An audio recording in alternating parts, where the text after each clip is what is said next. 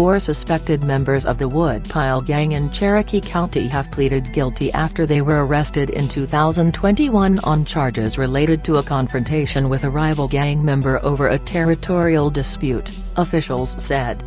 The 4 co-defendants, all men between the ages of 19 and 23, were seen outside a home in Canton on June 30, 2021, all waving guns while arguing with another man inside the house, Cherokee District Attorney Shannon Wallace said in a news release.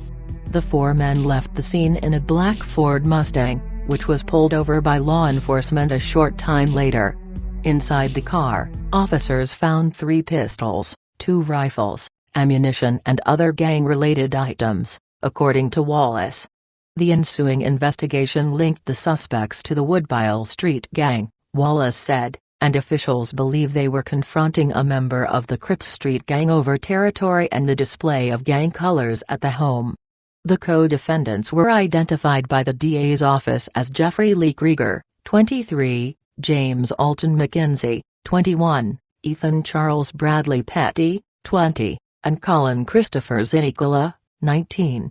Each pleaded guilty on different dates to charges of violating Georgia's Street Gang Terrorism and Prevention Act, criminal attempt to commit a felony, terroristic threats and possession of a firearm during the commission of a felony. All of the co-defendants also admitted to being members of the Woodpile gang, Wallace said.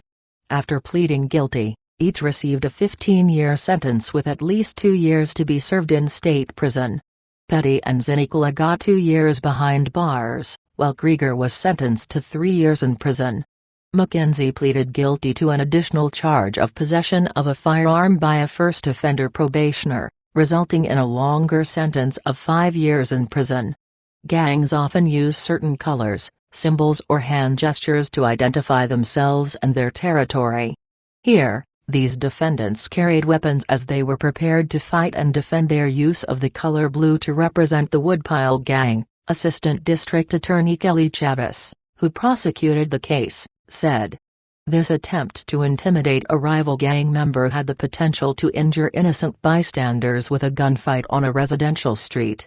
After being released on probation, the co-defendants are forbidden from having contact with one another or anyone affiliated with a street gang, Wallace said.